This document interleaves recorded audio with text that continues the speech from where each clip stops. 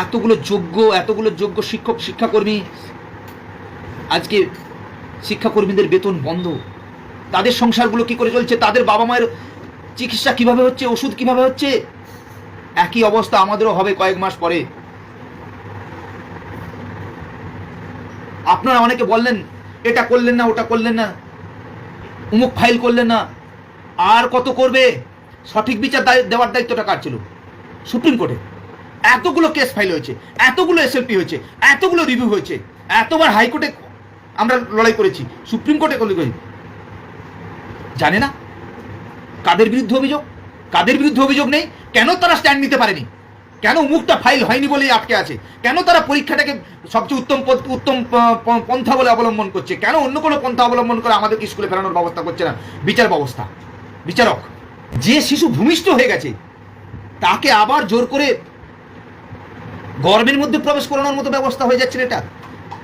যে আমরা চাকরি পরীক্ষা দিয়ে পাশ করে ইন্টারভিউ দিয়ে কাউন্সিলিংয়ের মাধ্যমে চাকরি করছি 7 বছর ধরে, আজকে আবার সেই চাকরিটাকে কন্টিনিউ করা বা আবার নতুন করে চাকরি পাওয়ার জন্য আবার পরীক্ষায় বসতে হবে? সম্ভব এটা? অনেক সাবজেক্ট আছে, তার কোনো সাবজেক্টের ভ্যাকেন্সিগুলো নীল হয়ে গেছে, বিচার ব্যবস্থা দেখলোই না, হাইকোর্ট দেখলো না, কেন? বাবা জাজমেন্ট দিয়েছে, দেখবে না সুপ্রিম, আবার জেলে ভরে দেবে বললে। ওনারা নিজেরাই বলে বিচার ব্যবস্থা সমালোচনার ঊর্ধ্বে নয়, আবার সমালোচনা করলেও আবার ওনাদের বিশাল গোঁসা হয়। ওনারা সুপ্রিম বলে ওনারা নিজেদের মতো যা খুশি করবেন, যাদের পয়সা আছে তাদের কাছে তারা বিচার পাওয়ার অধিকারী। আমরা সাধারণ বাড়ির ছেলে তো, গরিব বাড়ির ছেলে তো, দিনের পর দিন হেয়ারিংয়ের ডেট দেন, অথচ শোনেন না, আর লাখ লাখ টাকা আমাদের ঘাট থেকে চলে যায়। আগের বারে দেখিনি আমরা, এই সুপ্রিম কোর্টের আগের বিচারপতি বলেছিলেন যে it's a large number, if segregation is possible it will be unjust to set aside the whole panel. কোথায় গেল সেই সুপ্রিম কোর্টের সেই ধারণা? বলেননি? ওনার চন্দ্রচূড়ের যে স্থগিতাদেশটা দিয়েছিলেন সেখানে উনি উল্লেখ করেননি it's a huge number, it's a large number, it will be unjust to set aside the whole panel, হ্যাঁ, if segregation is possible will decide the modality. কোথায় গেল সুপ্রিম কোর্টের সেই মডালিটি? বিচারক বদলে যেতেই কি বিচারও বদলে গেল? এটা হয়? আর মানবিক কেন? আপনাদের বড় বড় কথা বলেন আপনারা, সংবাদপত্রে আসে, টিভিতে আসে, বিচার ব্যবস্থা সাধারণ মানুষের জন্য, সাধারণ গরিবের জন্য আসে, বিভিন্ন সময় দেখবেন এতজন যোগ্য ছেলে মেয়ে যারা এতদিন ধরে সার্ভিস দিয়ে আসছে, যাদের বিরুদ্ধে কোনো দুর্নীতি অভিযোগ প্রমাণিত হয়নি, তাদেরকে বিচার না দিতে পারাটাও কি বিচার ব্যবস্থার ব্যর্থতা নয়? আপনারা নিজেদের আত্মমূল্যায়ন করবেন না? আমরা যখন পৌঁছানোর চেষ্টা করি আপনারা শুনতে চান না, আমাদের লয়াররা যখন বলে শুনতে চান না, বলতে দেন না, আর যেটুকু শোনেন তার ঠিক উল্টোটা করেন। এখানে তো আর কারো কিছু করার থাকে না। বুকে হাত দিয়ে বলুন তো আপনি অপরাধী, আপনার বিরুদ্ধে কোনো অভিযোগ প্রমাণিত হয়েছে, আপনি টাকা দিয়ে চাকরি পেয়েছেন, করেননি তো। কিন্তু তারা যদি সেটা স্বীকার না করে আপনার কাছে, আপনার বিশেষ করে 9-10-এর ওই মাত্র জলজল করছে, নিজের মানে সিগনেচারটা পর্যন্ত হাসছে, বলছে কিরে 2016-তে এই সিগনেচারটা তোরই ছিল, এই ওই মাত্র তোর, আমাকে অচেনা লাগছে। আপনি হাসবেন, কাঁদবেন, কষ্ট পাবেন, আপনি নিজে বুঝতেই পারছেন না যে কি করণীয় আপনার। অদ্ভুত সিচুয়েশন। বিচলিত হচ্ছি, সবাইকে কষ্টে দেখছি, সেই যন্ত্রণা থেকেই লাইভে আসলাম যে এই যন্ত্রণা আপনার একার নয়, এই যন্ত্রণা আমাদের সবার, আমরা সবাই একই যন্ত্রণার মধ্য দিয়ে যাচ্ছি। এই পরিস্থিতি তৈরির দায় 1 নম্বর দায়কে এই চোর সরকারের, আর 2 নম্বর দায়কে বিচার ব্যবস্থার। এতজন, এতগুলো রিভিউ পিটিশন, এত কিছু আপনারা দেখবেন না খুঁটিয়ে? আপনারা দেবেন না বিচার? 800 জনের বিরুদ্ধে দুর্নীতির অভিযোগ পেয়েছে, টিচারদের ক্ষেত্রে বলছি, 15,400 মতো কোনো অভিযোগ নেই।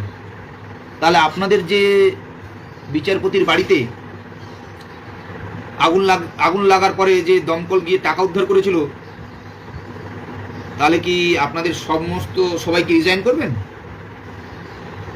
না আপনাদেরকে ইমপিচমেন্ট করে আপনাদের পদ থেকে সরাতে হবে? উত্তর দিন। আপনারা কি চাকরিতে ছেড়ে দেবেন? যে যেখানে রয়েছেন, সে ডিস্ট্রিক্ট কোর্ট থেকে শুরু করে সুপ্রিম কোর্টে যে যেখানে দায়িত্বে রয়েছেন, আপনাদের বিচারকের বাড়ি থেকে তো টাকা পাওয়া গেছে। দমকল আগুন লেগেছিল না, আরো কিছু জনের বাড়িতে আগুন লাগলে আরো অনেক টাকা উদ্ধার করা হবে, পাওয়া যাবে। Not specifically found to be tainted, পাওয়া যেতেও পারে আবার নাও পারে, not specifically. We are also using that phrase or we are also using that line. এই অপমান, এই যন্ত্রণা আমাদের জীবন শেষ করছে, কিন্তু আপনি ভাবছেন এতে সমাজের মঙ্গল হবে? আর যারা দাঁত বের করে হাসেন, তারা একটু সহানুভূতির সঙ্গে বিচার করুন যে আমরা কোন পরিস্থিতিতে পড়েছি। ভগবান না করুক আপনি যদি কোনোভাবে চাকরি পান, আপনার সঙ্গে যদি এরকম হয়, আপনার অনুভূতিটা কেমন হবে? সে আমার কোনো সহকর্মী হতে পারে বা নতুন কোনো চাকরি প্রার্থী হতে পারে। আপনি যদি সহানুভূতির সঙ্গে একটা জিনিসের বিচার করতে না পারেন, বিশ্লেষণ করতে না পারেন, আপনি কি শিক্ষক হবেন? হ্যাঁ, আপনি কি শিক্ষক হবেন? আপনার সঠিক বিচারবোধ নেই, আপনার কোনটা অন্যায় হয়ে যাচ্ছে, কোনটা ন্যায় হয়ে যাচ্ছে, কোনটা ঠিক কোনটা ভুল আপনি বিচারই করতে পারলেন না, দাঁত বের করে হাসে দিলেন, হ্যাঁ পরীক্ষা দিয়ে দাও। আপনি দেবেন? আসুন না পরীক্ষা একবার দিই, আবার দেখি কে চাকরি পায়। আপনি ভাবুন তো, যে স্যারের যে সাবজেক্টের ওই পোস্টটাই নেই, সে কোথায় অ্যাপ্লাই করবে? মনে গেছে অনেক সাবজেক্ট আছে 200-300 সিট অ্যাবলিশ হয়ে গেছে, নেই, কোথায় যাবে? যারা চাকরি করতো তারা সবাই চাকরি পাবে না। অনেক ম্যাডাম আছে এই 10 বছর আগের পরীক্ষায়, অনেক স্যার আছে এই পরীক্ষায় শারীরিকভাবে অসুস্থ হয়েছে, নতুন চাকরি দেওয়ার মধ্যে। আজকে বলি সুবলবাবুর কথাই বলুন না, উনি যদি শারীরিকভাবে অসুস্থ হন, উনি পরীক্ষাটা দেবেন কী করে? কত ম্যাডাম আছে প্রেগনেন্ট অবস্থায় রয়েছেন, কত ম্যাডাম আছেন শারীরিক মানসিক সিভিয়ারলি ইল, তাদের কোথায় যাবে? ভারতবর্ষের বিচার ব্যবস্থা এতদিন পর্যন্ত যে অন্যায় করেছে, সেই অন্যায় করার রাস্তা থেকে বেরিয়ে এসে আমাদেরকে ন্যায় পাইয়ে দিক, রিভিউ পিটিশনে যেন আমাদেরকে মুক্তি দেয়, আমাদেরকে যেন বিদ্যালয়ে ফিরিয়ে দেওয়ার ব্যবস্থা করে দেয়।